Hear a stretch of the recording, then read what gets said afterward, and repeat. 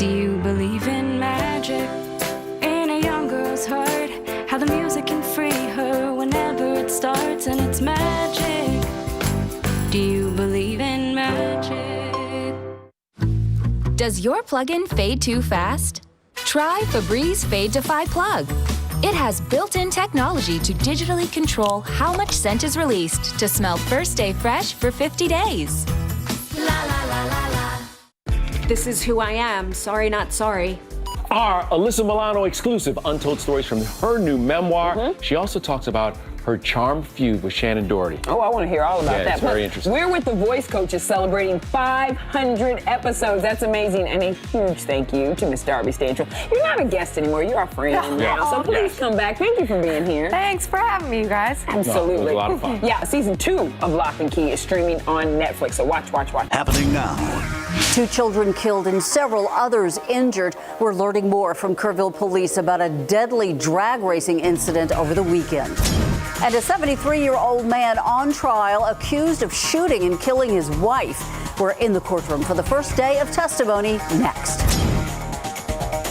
Our next cold front is on the way, and you're going to feel it. I'll time it out for you, talk about rain chances, winds, and temperatures in just a bit. The News at 5 starts right now. And first at 5, we have new information in that double fatal drag racing crash in Kerrville over the weekend. The Kerrville Police Department identifying the driver who lost control at that airport event as Michael Gonzalez. 2 children were killed, a 6-year-old boy and an 8-year-old boy, but several others were injured as well. According to Kerrville PD, Gonzalez's 1990 Ford Mustang lost rear traction and eventually slid off the runway, which was being used as a raceway. The car slid into a grassy area that was near spectators, and it struck some of them before it hit a trailer and came to a stop. Among those injured, 27-year-old Mary Kate Walls of Taylor and 46-year-old Rebecca Cedillo of Converse. They're both in critical condition at University Hospital. The 26-year-old Chance Dean Jones of Taylor in stable condition at an Austin hospital. The driver, 34-year-old Michael Gonzalez of Fort Worth, in stable condition at BAMC at this hour. As the investigation continues, Kerrville PD asking anyone with photos or videos to share them with their department. PTSD, survivor's guilt, and gratitude to be alive. A man who was at that Kerrville airport over the weekend for that drag racing event, feet away from a group of people hit by the race car. Again, 2 children died, 8 hospitalized. That man tells our Courtney Friedman about the devastation he saw and the safety concerns he says this event lacked. Here we go. Ford versus Chevy. Let's go. Woo! Ford's getting a little squirrely, boy. That voice is Ryan Mitchell from Marble Falls, who took this now chilling video at the Kerrville Airport's drag racing event this weekend. As the Ford flies out of control, he drops his phone. Within the blink of an eye, literally, the car was 10 feet in front of my face, and I was looking at the driver as he continued to slide past me. I saw the impact. Do you think this could have been prevented? Do you think this was preventable? Absolutely. Absolutely. I mean, I've been to national NHRA drag races in Houston and the Katy drag strip, and with a lot more powerful cars. And had there been concession stands and seating and barriers all the way down, something could have been done. He said the number one safety issue he saw was that the barricades ended at the finish line where he and his family were standing. They're putting all that power down at the finish line. He was feet away from the 2 children killed and the group of people hospitalized. The images burned into his mind. This is the only time in my life I wished I was Superman. And I am very thankful to God that my family is okay and that we're still alive and walking. His every thought now is with the people recovering in hospitals and the families of those 2 children. Courtney Friedman, KSAT 12 News. Very sad scene there. Now, tonight at 6, Courtney speaks to a close family friend of one of the children killed in this crash. He says the child's family members are still hospitalized. He killed his wife. His lawyers claim it was self-defense. New at 5, the trial for 73-year-old Luis Benevento. Getting off to an emotional start in court today. Benevento charged with murdering his wife, Alicia Wills, back in 2019. Erica Hernandez takes us inside the courtroom where Will's last words during a 911 call were played for all to hear. But there is a warning we want to give you. Some of you may find this disturbing. Not guilty, right?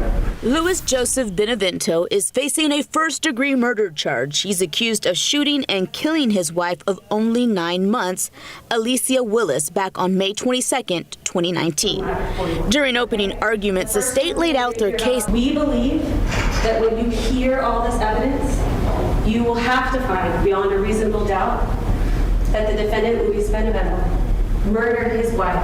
As for the defense, they paint a picture that this was all a case of self-defense. And it got to such a physical altercation with her attacking him that she grabbed a gun, closed her eyes, and pointed at him. As testimony got underway, the jury was first played a 911 call made by Willis, which were the last moments of her life. Here's 45. I'm rolling at 45. What's his name? Luis Benevento. Get away from me. Get away from me. Please. After that moment, you hear several shots fired and the call going silent. As for Benevento's side of the story, we could hear that possibly later this week when he is expected to take the stand and testify in his defense. If he is found guilty, he is facing 5 to 99 years or life in prison. Advocate in the Reeves Justice Center, Erica Hernandez, KSAT 12 News. We are still working to learn the name of a second person killed in a rollover crash last night. The first victim identified as 24-year-old Christopher Matthew Taylor. San Antonio police say Taylor was a passenger in a Volkswagen SUV that was speeding on Grissom Road near Timber Path before it crashed into a Toyota pickup truck exiting a Whataburger parking lot. The driver of the SUV died at the scene. His name has not been released. The driver of that Toyota, which slid more than 300 feet, he was taken to the hospital in critical condition. His passenger and a third person inside that SUV also hospitalized in critical condition. The search continues for a driver who hit a bicyclist early this morning and did not stop to help. The crash happened just before 7 a.m. at the intersection of South Zarzamora and Fran Streets. That's on the west side. One man who was on his way to work says he saw what happened, and it appeared to be a dump truck or a gravel truck run over the victim and drag him. According to police, the victim pulled out of his shoes, dragged about 30 feet. He was taken to the hospital. Investigators are now turning to neighborhood surveillance cameras to try and figure out who that suspect is. Starting next fall, the University of Texas at San Antonio is going to be helping more Texas families to get free tuition. UTSA's Bold Promise program covering tuition and fees for qualifying students who recently graduated in the top 25% of their Texas high school. UTSA announcing today that it is raising the family income threshold for them from $50,000 to $70,000 a year starting next fall. The program has helped 1,700 students since 2020. So far today, well above average, 88 degrees, the high temperature. We've been watching it closely because the record is 91. We're just a few degrees shy of the record today. So not only unseasonably warm out there, but of course very sticky and muggy as well. Even our morning temperature of 71, well above the average low of 57, at least for now. We have some changes on the horizon. Currently, though, Eagle Pass 92, 87 Leon Springs, West Kerrville at 90 degrees. Some of our backyards are at 90 or even near. Bulverde currently 89 along with Bernie. Temperatures this evening gradually falling through the 80s, then 70s. Humid, fog developing, but a lot to talk about with a pending cold front. I'm going to get into those details coming up, Ursula. Thank you so much, Adam. Transportation funding is just one of a number of propositions on the statewide ballot that's coming up in the next few weeks.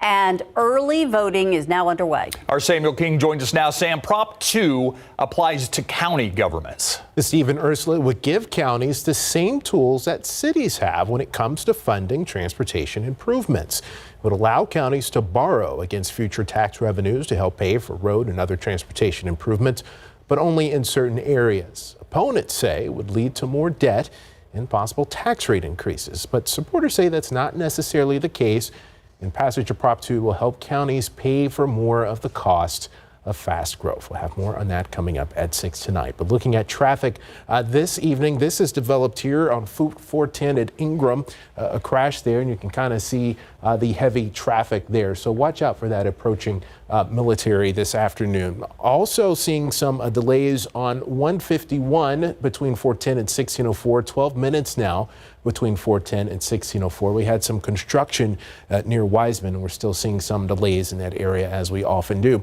And finally, we have a crash reported here. This is Loop 410 on the southwest side approaching Old Pearsall. Watch out for that. Steve, Ursula. Thank you so much, Sam. New at 5, a small business on the grow. The Maestro Entrepreneur Center now helping 10 minority business beginners do just that. Over the course of several weeks, they're getting training in business planning, product pricing, and of course, marketing. So important for them to have a marketing strategy, and some of them don't even know where to start.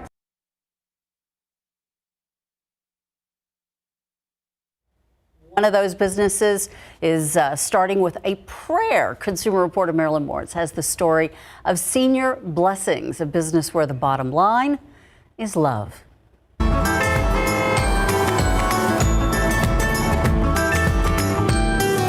This is a beautiful Miss Pauline Holman. For the next 3 hours, 88-year-old Miss Pauline will be treated like a queen. She's right next to my daughter. She is the world and all to me. Restaurant dining, dollar store shopping, smiles for days. Well, today you're going to enjoy a nice lunch. Her companion is Belinda Grace Torres, who's in the business of blessing others. The reward is tremendous. You can't put a price on the smiles that you get from the families and the clients. Torres' small business is called Senior Blessings, a sort of Christian concierge. We take them shopping, we take them to their appointments, we help them around the house, we cook for them, we help them groom. Almost anything non-medical. What Torres and her employees, called Care Angels, offer is compassion, companionship, and a chance to get out of the house. The idea came to Torres when she was working in marketing at a senior care center. She says families would come in and say their moms and dads weren't quite ready for that level of care. So Torres launched Senior Blessings a decade ago, but the seed was planted way back by her parents. My mother and my father said, go help this neighbor, they don't have a car, go help this lady or this gentleman cut his grass, pick up the newspaper. So we were instilled to be servants. Now she's made helping the elderly or others with special needs her life's work. Work she's planning to expand, perhaps franchise. At least that's her prayer. I just asked the Lord, lead me to whoever we're supposed to care for, and we just shine our light. Marilyn Moritz, KSAT 12 News. There's a lot more to come on the News at 5, including a look at what doctors want parents to know about the anticipated approval of the COVID-19 vaccine for young children and how soon that approval could come. KSAT 12 presents another Day of the Dead story. Brought to you by Toyota. Day of the Dead has been celebrated one way or another for thousands of years, and many of its current traditions are rooted in Aztec beliefs. One being we keep our ancestors alive by remembering them. That makes 2021 a special year. 500 years ago, the Spanish conquered the Aztecs. If your ancestors were indigenous or Spanish or both, this 500th anniversary is a time to remember them. 1521 changed everything. Want to pay your respects to the Aztecs this Day of the Dead? Here's an idea. Visit Brackenridge Park at sunset on November 2nd and leave some flowers at the statue of Cuauhtémoc, the Aztecs' last emperor.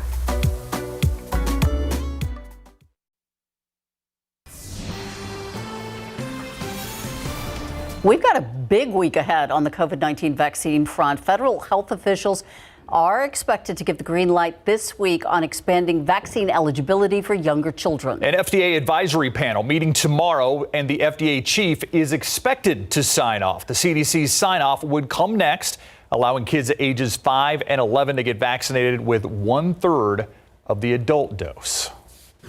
What I say to parents, talk to someone you trust, get your questions answered. I think a lot of those parents who are in the definitely not will shift over time as the vaccine's administered and they feel more comfortable that it's truly safe. As for those rolling out the vaccines, officials say that states are stocked up already.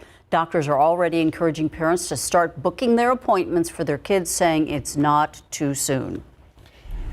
And with all the talk of the COVID-19 vaccine soon being approved for younger children, we wanted to know what local school districts are planning. So we took those questions straight to the sources. Let's check in with Myra Arthur for a look ahead into what's coming up tonight during the news at 6. Myra? Steve, you know, it's been a trend during this pandemic. Local school districts doing things their own way. Looks like that's going to continue when it comes time to get kids the COVID vaccine. We're hearing from San Antonio ISD today on their plans. Our Tiffany Huertas is talking to SAISD about how they plan to hold pop-up clinics to get kids vaccinated. They'll be working with local partners outside of the district to make that happen. We'll explain what SAISD parents and students can be expecting. We're also working on a story about the passing of Joe Long Williams. A lot of people have talked about her as being a visionary, and that's really an understatement. You might have felt her impact without even knowing her name. Joe Long Williams, a leader in local arts. She is credited with bringing so many great artists here to San Antonio, plus an unwavering commitment to really creating opportunities for people of all walks of life in the arts and beyond. We're going to tell her story about how she's being remembered coming up at 6. Plus, of course, it is Domestic Violence Awareness Month. We all know that about the month of October, but it is a problem that is pervasive in our community. It is here 365 days a year. So we're going to be talking about how the city is making efforts to work with organizations beyond just law enforcement to combat that very issue. All that and more coming your way at 6 o'clock. Steve and Ursula. The numbers on domestic violence over the last year, not good. Thank you, Myra. Let's take a live look outside with live cam right now. Blue skies, 87 degrees, but is there a change in the offing, Adam Caskey? Yes, there is a change on the way, and the change is going to hit us on Wednesday when a noticeable cold front smacks us and causes some, well, noticeable changes. Don't expect a huge temperature drop, but the wind, the humidity will be the primary impact. So a cold front hits Wednesday morning. So basically we have one more humid day ahead of us, and that's tomorrow. And some storms are likely with that front, maybe even some localized severe weather. Windy, cooler, less humid behind that cold front. Let's get right to it with our weather pattern outside right now. Quiet across our state. Not much activity.